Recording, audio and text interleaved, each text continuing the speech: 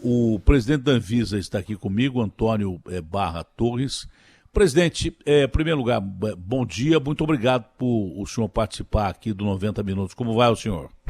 Bom dia, Datena. Prazer falar contigo. Antes da entrevista, queria só te dizer um negócio. Quando eu comandava lá em São Pedro da Aldeia, no hospitalzinho da Marinha que tinha lá, quando acabava o meu dia, chegava mais cedo em casa, que era raro, a televisão estava ligada e era no teu canal. Aí eu falei, caramba, tem que dizer isso um dia pro Datena. Então estou tendo a chance hoje, só para você saber aí. É um prazer muito grande, legal, bacana. Fico feliz com isso. Bom, presidente, o negócio é o seguinte, eu conversei com pesquisadores, né? E um deles me revelou uma coisa assim impressionante pra caramba, que médicos brasileiros, aliás, foi o ministro da Ciência e Tecnologia, o nosso astronauta, o Marcos Pontes. Perfeito. Ele falou assim, ô Datena, estão falando só da hidroxicloroquina, né, para ser liberada pela Anvisa e tal, tanto que foi liberada até para uso em hospitais, em casos mais graves e daí por diante, mas os médicos brasileiros isolaram 5 medicamentos que estão sendo estudados e que podem ser a qualquer momento liberados pela Anvisa, aprovados pela Anvisa para serem usados contra esse bicho aí que está deixando todo mundo de cabelo arrepiado.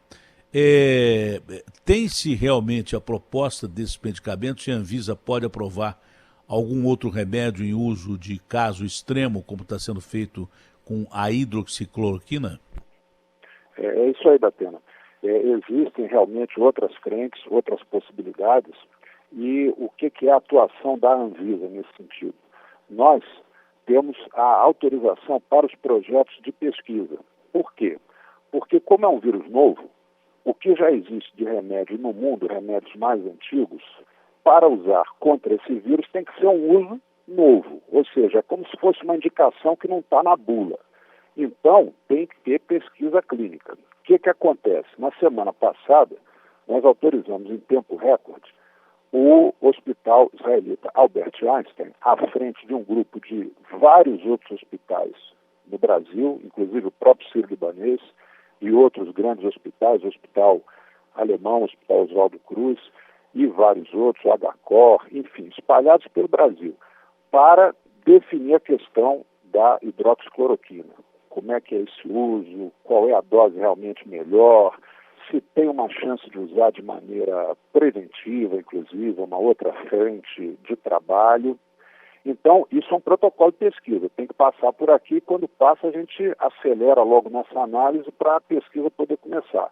E tão logo a gente receba outros pedidos, né, de outras drogas, inclusive, a gente vai dar a mesma celeridade, porque justamente isso é uma coisa muito importante para o país, para o paciente, né? E no caso da hidroxicloroquina, o Brasil é um grande produtor mundial, né? Porque a gente tem o quê? A gente tem malária no Brasil e tem indústria farmacêutica, o que não é uma coisa muito comum de você ter no mundo. É um país que tem a malária no seu território e também tem indústria farmacêutica forte. O Brasil tem. Então a gente produz principalmente para malária, para lúpus, para artrite, e agora, artrite reumatoide, e agora a gente está vendo essa nova possibilidade. Aproveitando a tua audiência, que é muito grande, lembrar o cidadão que não pode sair comprando hidroxicloroquina em farmácia. Ele é um remédio que tem seus efeitos colaterais, tem suas situações que têm que ser vistas pelo médico, então ninguém faça isso, até porque o remédio tem que ir para a mão hoje de quem tem malária, lúpus e artrite reumatoide. E se Deus quiser, os cientistas brasileiros e do mundo vão dar uma resposta boa em relação a esse produto para a Covid-19. O ministro da Saúde fez uma crítica ao Hospital Santa Major aqui em São Paulo em relação às condições do hospital, e o hospital tem usado esse medicamento. Inclusive o dono me falou aqui, de uma entrevista, que usou na mãe dele, que estava com 90% do pulmão tomados por esse vírus letal que ataca principalmente o pulmão, não é? E que o resultado tinha sido ótimo, né? E que tinha reduzido a 40% com chance de cura. Que muitos se curaram lá dentro, que é um hospital que atende a população acima de 60 anos, quer dizer, grupo de risco, não é? e que esse medicamento estava realmente dando ótimo resultado e que ele estava recebendo consultas de serviços de inteligência de outros países, já que é uma guerra, para esse tratamento que eles estão usando lá no Santa Major. E a Anvisa emitiu um laudo de aprovação do hospital no dia 19, apesar dessa crítica do ministro. Haverá uma nova vistoria no hospital ou a Anvisa está satisfeita com a produção do hospital, a forma de tratamento do hospital, ministro? Deixa eu te dizer, Datena, como é que é isso aí. A Anvisa, a Agência Nacional, ela tem sede aqui em Brasília e ela é a grande promulgadora das orientações de abrangência nacional, né? Para você ter uma ideia, a agência regula 22,7% do produto interno bruto do país, ou seja, quase um quarto do que o Brasil produz, em algum momento é regulado pela Anvisa. Então a gente foca muito na questão de medicamento e remédio, não é isso? Mas tem muitas outras coisas, né? Tem os defensivos agrícolas, você tem os produtos saneantes, você tem cosméticos, você tem tabaco, você tem alimento, enfim, é uma gama muito grande. Pois bem, agora, nos estados e nos municípios, os órgãos de vigilância são as visas. Então, veja, tem a Anvisa, a Agência Nacional, e nos estados e municípios tem as visas, as vigilâncias de saúde ligadas aos governos municipais e estaduais, que fazem essas inspeções. Então, provavelmente, a Visa do Estado, ela esteve lá, inclusive foi mostrado nas reportagens, fez uma avaliação inicial e, obviamente, vai manter um controle sobre aquele hospital para ver direitinho o que aconteceu, né? Ver o que houve ali. Não podemos esquecer que parece um hospital muito focado no tratamento do idoso, né? Só então, idoso? É só idoso, é acima de 60 anos, então, 60 anos é só ali tem idoso. uma concentração de um grupo de risco, né? Infelizmente, os nossos idosos e aqueles que têm comorbidades estão no foco desse vírus aí, que são justamente fazem parte de uma parcela da população que a gente tem que tentar proteger de toda maneira. Agora, isso que você reportou dos resultados positivos, né, da hidroxicloroquina associada à azitromicina, que é um antibiótico, tem sido pontuados no mundo todo, né? Agora, muitas vezes são estudos com número de casos pequenos, são estudos que não seguiram um protocolo acadêmico sólido, não é?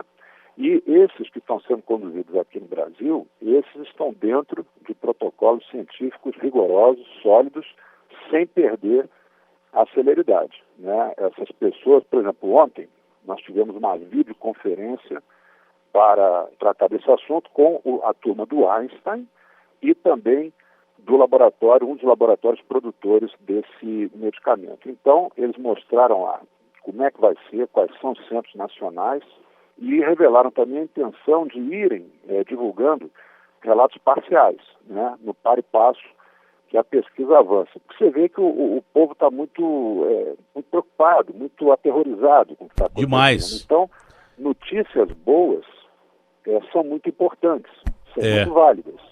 Nós estamos precisando disso, a gente tem que manter a esperança, manter o foco, manter o fogo sagrado, não deixar a peteca cair para a gente ter um resultado, pelo menos o melhor que seja possível para o nosso país.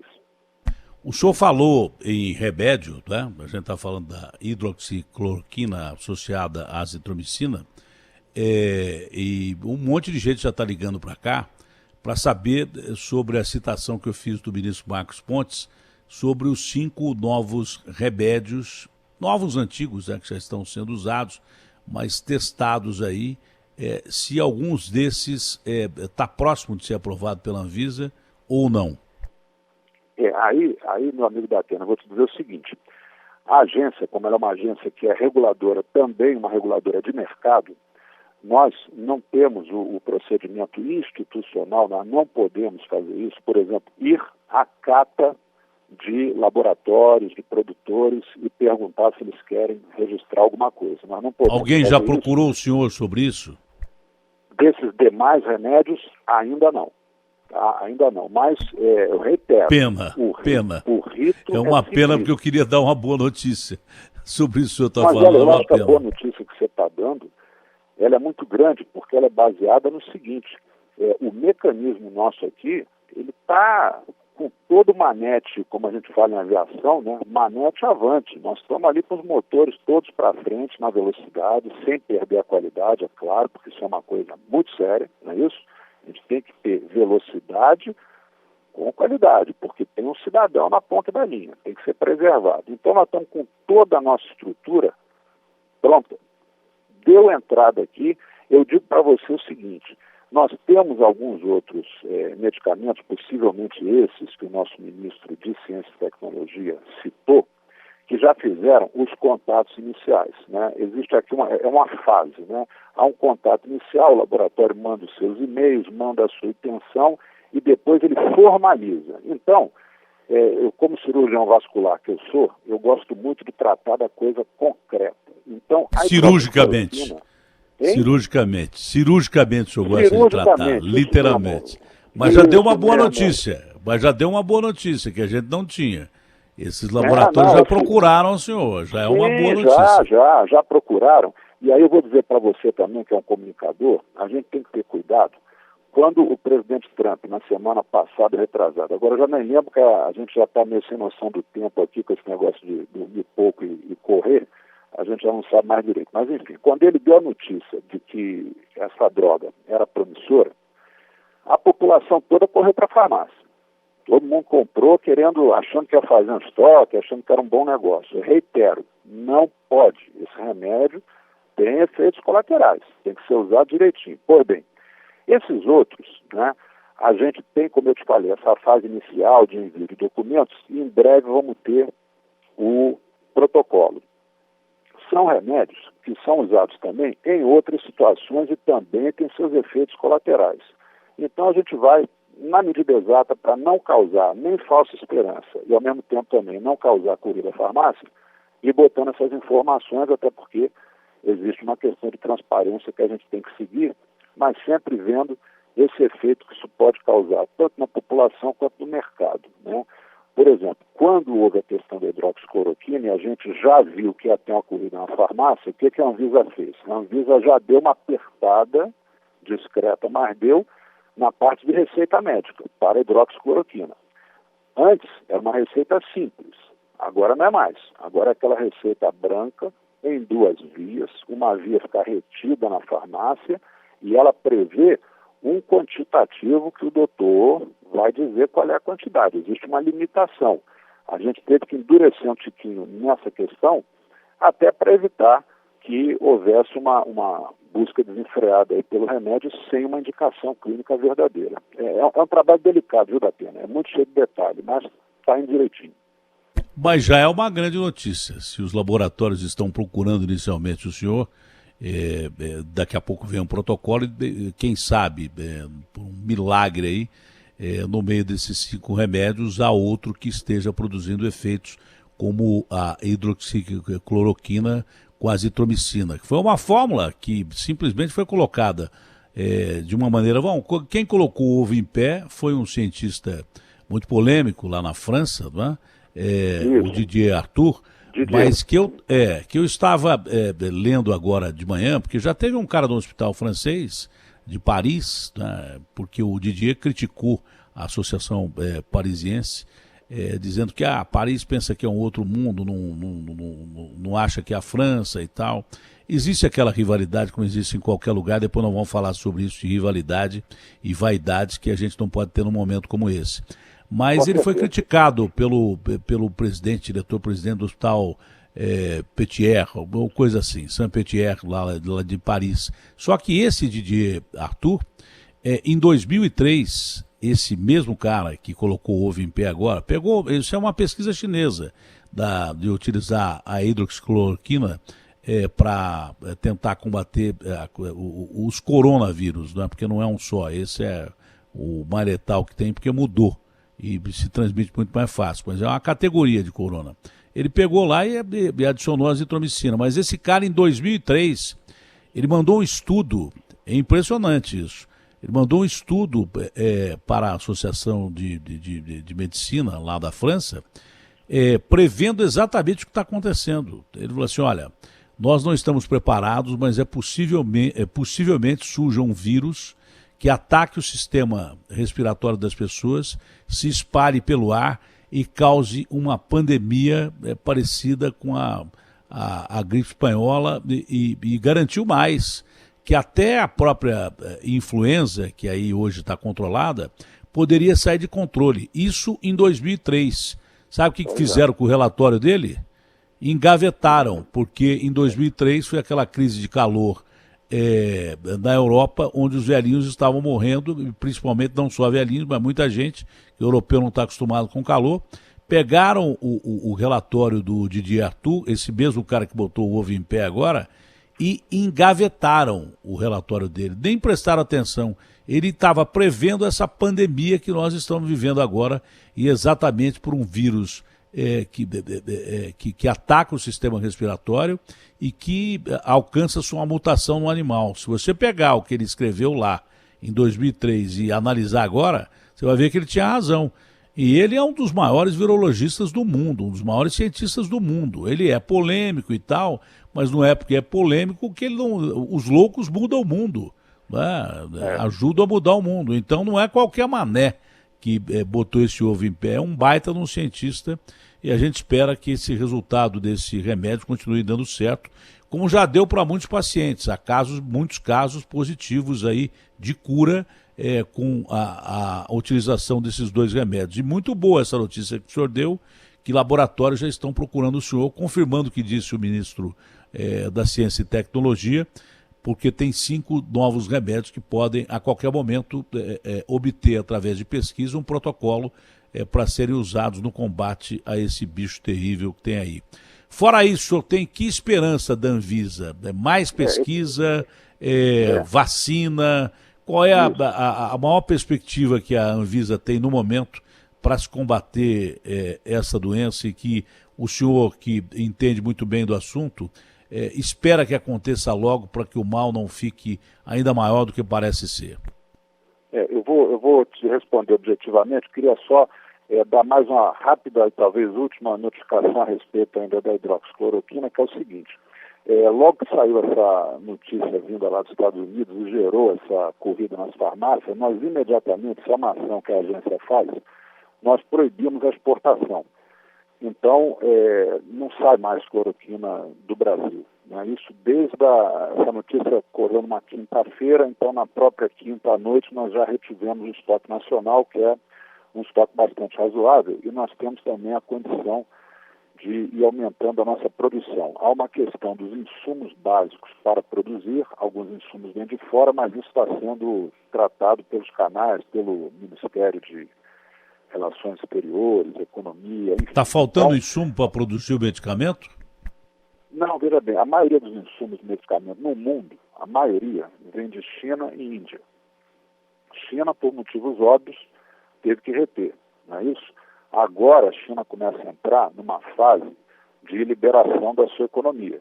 Então ela já começa a comercializar produtos e insumos. Então acreditamos que em breve... Mas o mais rico vai lá e compra, né? Você viu o Trump encheu 23 Boeings. Vai estar mais normalizado. Então houve essa preocupação nossa de, numa ação rápida, segurar o nosso estoque. Então seguramos o estoque aqui no Brasil para garantir para o nosso cidadão, enquanto não está definida a questão da Covid, a gente tem certeza que para o lúpus, para a malária e para a artrite reumatoide é necessário.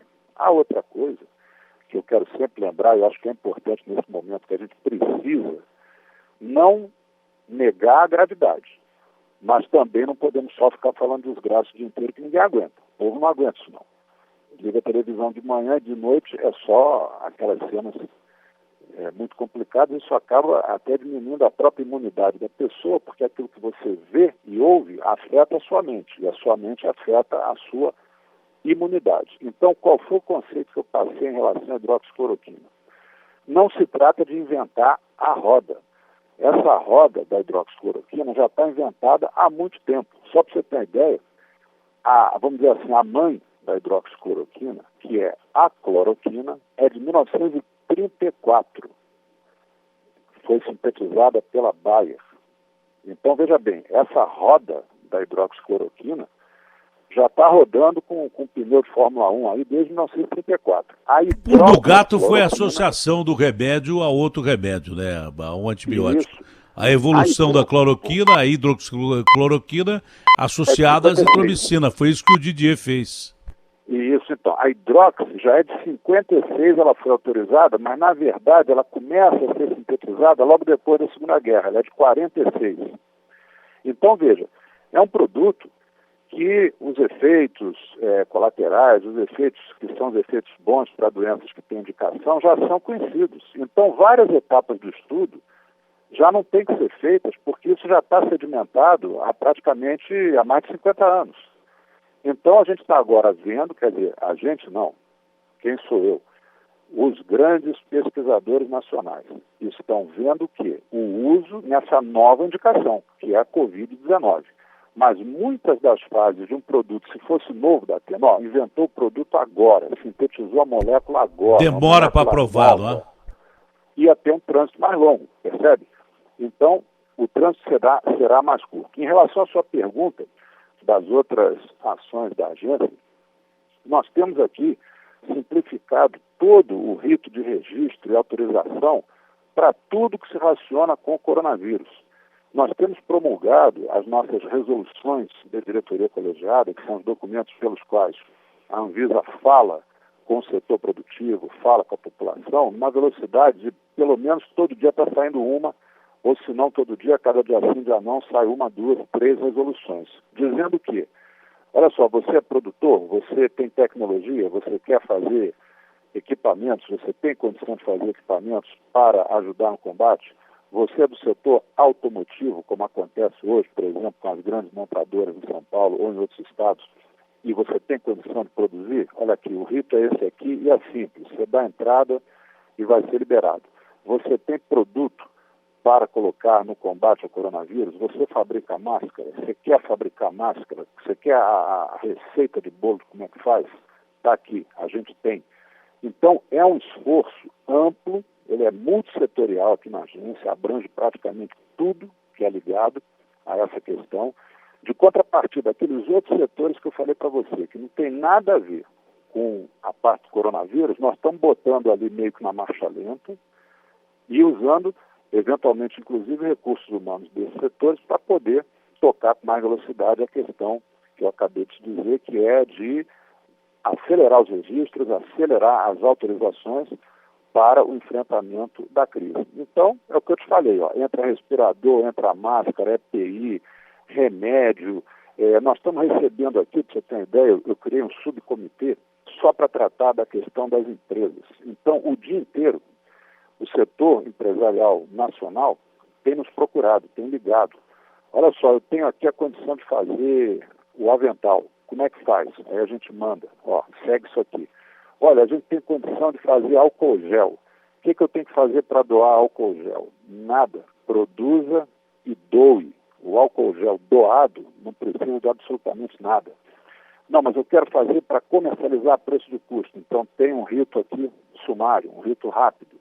Nós tivemos o setor sucraleiro, o setor do agronegócio, o setor que tem mantido o Brasil vivo.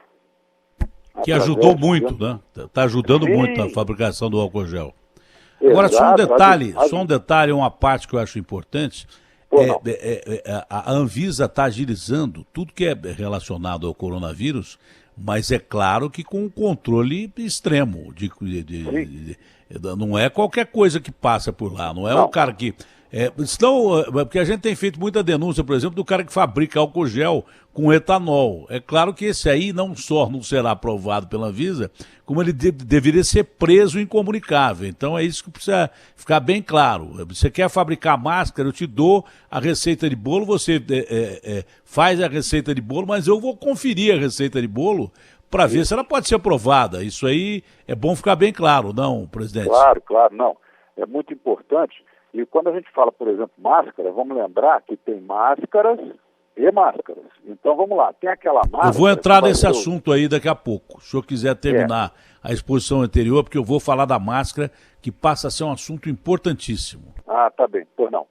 Não, o que eu ia concluindo, né, a abordagem anterior que você fez, É isso. Nesse cenário de quase 25% do produto interno bruto que a Anvisa regula, nesse leque de quase um quarto do que o Brasil produz, tudo o que estiver relacionado com o coronavírus, nós estamos trabalhando com os ritos acelerados, porém com o que você falou, sem abrir mão da qualidade. Aí, com certeza, o crítico de obra pronta está essa hora perguntando, mas como é que pode? Um rito que antes levava um tempão, agora é rapidinho, a qualidade está caindo. Não está, não. Vou explicar rapidamente como é que é isso. Você tem um produto. Esse produto é um produto bom para enfrentar o coronavírus. Quem é que vai usar esse produto? É o cidadão comum que vai usar. Bom, se é o cidadão comum que vai usar, esse eu tenho que ter um rito maior. Não. Quem vai usar é o cidadão comum sob prescrição médica. Eu posso aliviar um pouquinho o meu rito, porque vai ter um doutor prescrevendo.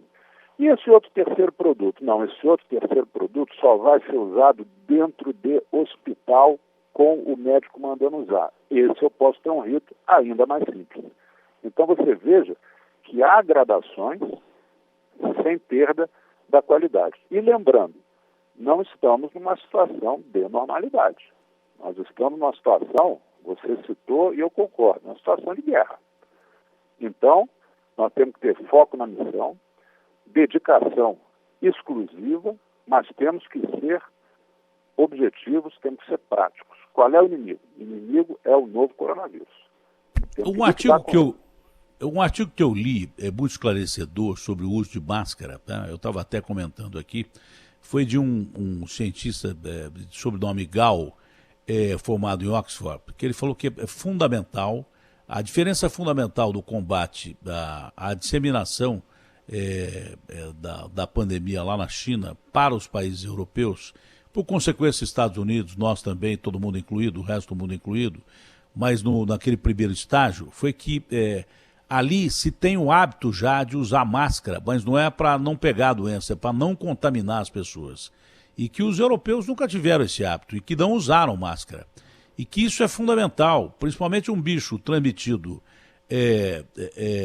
não só pelas partículas que ficam em cima de superfícies, e tem até duração de, segundo informações, dependendo da temperatura de até 24 dias ou 28 dias, numa temperatura de 4 graus em determinada superfície, como ele fica suspenso no ar numa temperatura de 40 graus, é um bicho perigosíssimo.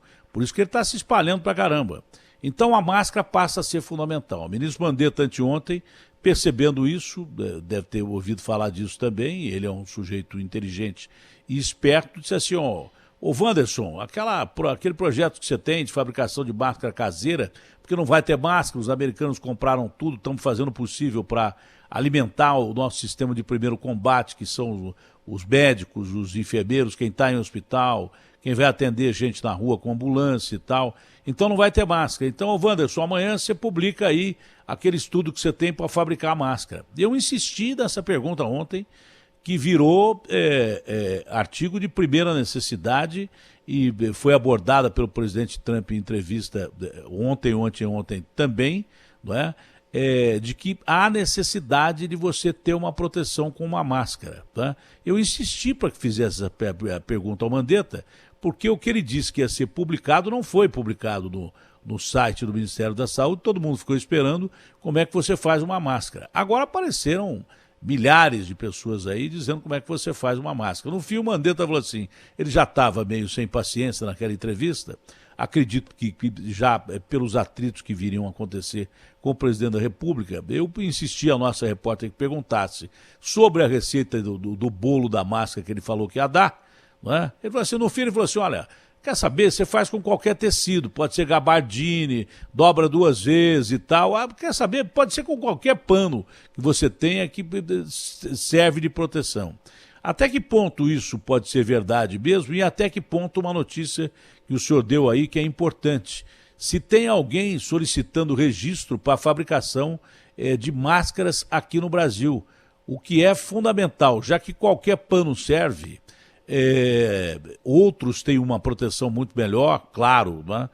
Tem o tecido profissional, que esse tem uma proteção muito boa, mas qualquer barreira que você coloque ali, deu para perceber pela resposta do ministro Mandetta, e segundo ele segue a ciência mesmo, né? É uma barreira contra o vírus, espalhar o vírus. Agora o problema é não deixar espalhar mais. E o assintomático é o pior indivíduo que tem, porque esse não tem sintoma nenhuma e sai por aí espalhando o vírus. Então todo mundo teria que usar máscara. Todo mundo. Já tem alguma empresa requisitando fabricação de máscara, produção em massa, ou ainda não? Da Atena tem várias. Tem várias que têm entrado em contato conosco e certamente também com o Ministério redireciona para nós. E o que ocorre? Existe a produção de máscaras para profissionais de saúde. Essas aí têm um regramento que é mais rigoroso, e para profissionais de saúde existem vários tipos de máscara também com níveis crescentes de proteção. Então, essa parte da produção é uma produção mais técnica. Agora, a outra produção que o ministro Mandetta colocou muito bem, que é a máscara que o cidadão terá na sua casa, essa de fato vamos dizer aqui no português rasgado, ela é um muro, uma barreira entre a sua gotícula de saliva, ou uma gotícula que saia por um espirro, por uma tosse, e a outra pessoa ou a superfície. Então, essa barreira, no caso é uma barreira de pano, essa barreira deverá ser uma barreira que você logicamente consiga respirar. Se ela for densa demais, né, um nylon, por exemplo, você não consegue, o ar não atravessa direito. Mas ela precisa permitir que você respire e, ao mesmo tempo, precisa filtrar, segurar uma gotícula, que normalmente sai quando você fala, tosse ou espirra. E isso é de uma confecção muito simples. Nós temos visto, ontem mesmo foi mostrado aí muito bem pela imprensa, as senhoras costurando, que na verdade é um retângulo, não é um retângulo com duas alças, pode ser de elástico, pode ser de amarrar. Eu, quando comecei medicina lá no início dos anos 80, a máscara era de pano. A gente usava no centro cirúrgico a máscara de pano, amarrada ali atrás da orelha, e depois aquilo ali ia tudo para esterilização, aquelas que já tinham sido esterilizadas mais vezes descartava, né? Então são dois mundos diferentes. É lógico que num cenário ideal, e não é o que nós temos hoje, eu quero lembrar que um país poderoso e gigante como os Estados Unidos da América está enfrentando dificuldades com máscara, com respirador, isso está na imprensa também. Então veja, se eles têm dificuldade, que dirá o resto do mundo. Num mundo ideal, se todo cidadão pudesse ter a sua caixa ou mais de uma caixa de máscaras descartáveis, seria o ideal, só que não pode. E digo mais, hoje não deve, porque essas máscaras estão fazendo falta nos serviços de apoio à saúde e nos serviços de saúde. Então, a de pano, aquela que a nossa avó, a nossa tia, a nossa esposa tem uma habilidade com a máquina, ela faz o retângulozinho ali direitinho, com duas alças, faz mais de uma, quanto mais melhor, você vai usar e vai manter ela higienizada. Bota ela lá de molho numa solução lá com as gotinhas de hipoclorito, água sanitária, obviamente, hipoclorito de sódio. Obviamente, com o tempo, né, a gente sabe que a água sanitária destrói o tecido num uso prolongado, daqui a pouco ela vai desfazer, você pega a outra e vai usando. Você vê que na mídia existem esses sites aí, até, né, o Mask for All, né? Escreve mask, bota o número 4 e all no final, máscara para todos. São sites que mostram como é que faz, como é que não faz, mas enfim, é uma coisa muito simples, é um retângulo com duas alças, é isso aí. E é isso que o ministro Mandetta citou, justamente para que o cidadão tanto se sinta protegido, tenha o seu acesso e poupe a outra que é mais nobre, né? A descartável, essa que é voltada mais para o serviço de saúde, essa tem que ser preservada para o profissional que está se expondo toda hora. A máscara do cidadão comum é a máscara que vai protegê-lo do contato eventual. São diferentes. Mas, de qualquer maneira, respondendo aí ao que você perguntou, todo dia. Hoje mesmo já vai ligar um monte de produtor aqui dizendo, olha, eu tenho aqui não sei quantos mil rolos aqui de tecido, não tecido, eu quero produzir, e a gente toca isso para frente. Olha, tomara. Pra você ter uma ideia, tinha uma empresa que produzia milhões de máscaras na França, ela foi comprada por uma empresa americana, que imediatamente essa empresa americana fechou esse segmento de máscaras. E hoje a França tem uma necessidade, como todo mundo, dessa produção de máscaras enorme. Estava se cogitando em reabrir essa empresa, o dono dessa empresa. Fabricava milhões e milhões de máscaras e esse contrato foi cancelado no ano passado quando uma empresa americana adquiriu essa empresa francesa. Era um contrato que eles tinham com o governo francês. Então parece que eles vão voltar a produzir essas máscaras. Fora de hora, né? Aconteceu fora de hora, mas também ninguém Nostradamus para adivinhar que ia acontecer uma crise tão repentina, tão drástica como essa de um vírus que se espalha a uma velocidade de uma forma incríveis e que está assustando realmente o mundo. O que eu sinto que toda hora se fala, além da máscara, é o respirador, o ventilador, sei lá como é que se chama, mas é o que mantém o cara respirando quando ele está na fase mais aguda da doença. Né? Ele precisa respirar para que a doença seja controlada, já que ou quando ele toma hidroxicloroquina, azitromicina, ou quando não tem nada para tomar, né? Ele pelo menos se mantenha respirando para que o corpo tenha a chance de reagir ao bicho, porque até agora não tem remédio e nem vacina. Então, o ventilador é item de super importância. Eu tenho visto mesmo que em outros países, a indústria americana, por exemplo, automotiva, já está produzindo muitos equipamentos a pedido do Trump, não só a pedido, como também até quase que numa imposição do Trump. Né? Lá na Itália, por exemplo, a Ferrari se dispôs a fabricar esses equipamentos. Aqui já há consultas das nossas montadoras para produzir esses equipamentos em relação à Anvisa ou não, presidente? Tem consultas que estão em andamento, sim. O próprio Ministério já citou isso também. E é uma coisa que é perfeitamente factível. Né? Os respiradores, a gente até vê, né, fruto da imensa coragem do nosso povo brasileiro de enfrentar problemas, né? Nós vemos aí nos WhatsApps, toda hora alguém aparece, olha, eu fiz isso aqui na minha oficina, e bota lá inflando uma máscara, uma luvazinha de borracha, né? Aquilo ali, aqueles aparelhos que têm sido mostrados, eles são muito rudimentares. Aquilo ali não é exatamente o que se precisa em termos de ventiladores ou respiradores, tanto faz o mesmo nome, para pacientes graves. Essas máquinas são máquinas que têm um nível de tecnologia considerável. E temos, sim, essas empresas, conforme você citou no exterior, aqui no Brasil já há esses contatos de adequação do seu parque fabril para poder suprir também essa necessidade. Mas os esforços são outros também. Né? O Ministério da Saúde tem feito um esforço realmente diuturno na busca mundial por esses produtos, né? Pelas máquinas, pelos ventiladores, e está montando lá o seu quantitativo para a distribuição aos estados. Eu não teria condição de te dar detalhes disso, porque tem sido uma missão capitaneada lá pelo ministro Mandetta, mas as frentes são essas. Tanto do setor produtivo nacional próprio, que faz respirador, o Brasil faz respiradores, é importante frisar isso. O setor que não faz, mas está se adaptando para fazer, é o que você citou, como exemplo, e também a compra no exterior. Né? Então são, pelo menos aí de plano, eu posso dizer essas três vertentes abertas, para que a gente vá mobiliando os estados, né? Os estados da federação, atendendo às suas necessidades quanto a essa máquina, que realmente vai ser muito importante, é essencial em qualquer paciente de UTI, e principalmente num vírus que ataca o sistema respiratório predominantemente.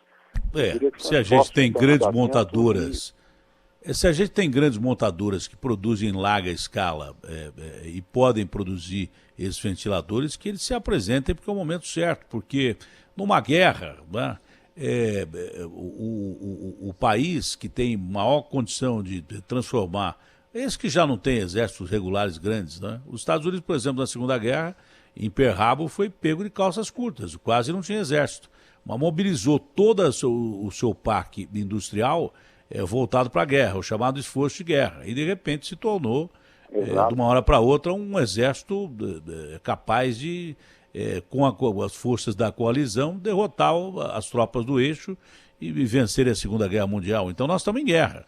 O que a nossa indústria nacional puder produzir de respirador, de máscara, de luva, o que puder ser produzido, isso eu já percebi que a Anvisa vai ter a maior boa vontade, claro que dentro dos parâmetros, os padrões de qualidade, em fazer desses trâmites o mais rápido possível para que isso seja colocado em prática, porque nós estamos precisando. Basicamente é isso, né?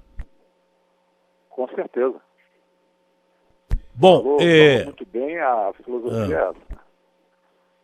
Bom, é claro que ontem, quando o ministro Mandetta deu algumas respostas que iam na contramão do que o presidente da República vem falando, que ele era favorável, deu nas entrelinhas, favorável ao isolamento para cidades.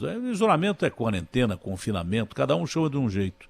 Mas é manter as pessoas dentro de casa e boa parte de bares, restaurantes, coisas não essenciais não funcionando. Né? O que o presidente Bolsonaro disse que quebra a economia e aí o sujeito, ao invés de morrer do coronavírus, morre de fome. E o ministro Mandetta diz que age sempre pela ciência, batendo de frente quase que com o presidente da República, sempre tentando respeitar o presidente da República, mas são ideias que se contrapõem. Ontem, quando ele avançou em algum sentido, olha, depende do Estado, eu acho que deve abrir, depende do Estado, deve continuar do jeito que está, ou até, se a doença evoluir, ter medidas mais severas. À noite, o presidente concedeu uma entrevista e, nessa entrevista, ele critica o ministro Mandetta. Né? O ministro Mandetta, sabendo disso, rebate. Vai para a imprensa e diz, ele foi eleito e eu trabalho. Claro que, conhecendo o presidente Bolsonaro, não sei como é que o ministro Mandetta não foi demitido ali na hora. Tá? O presidente Bolsonaro, graças a Deus, teve a calma necessária de dizer que não ia demiti-lo. Agora vamos saber até quanto tempo ele vai ter para manter essa calma. Então, é uma crise gerada no momento impróprio, na hora incerta, e parece que o ministro Mandetta já respondeu que não abandona pacientes, se tiver que sair vai ser mandado embora. Tá? Eu espero que o presidente não tome essa atitude, eu acho que todos nós esperamos, né? Afinal o Mandetta está conduzindo bem até agora essa crise aqui no Brasil, tomara que ele continue, mas o presidente tem pavio curto. Entre os nomes citados para assumir o cargo do Mandetta, um deles é o senhor. Eu sei que eticamente fica difícil o senhor fazer uma colocação sobre isso, nem quero que o senhor faça uma colocação sobre isso, mas eu quero que o senhor analise como cidadão brasileiro acima de tudo e como um cidadão ligado à classe médica, não é? Como é que o senhor analisa a atuação do ministro Mandetta até agora, essa crise gerada e o que seria melhor para a nação no seu ponto de vista? Datena, eu tenho recebido, eventualmente, algumas perguntas nesse sentido.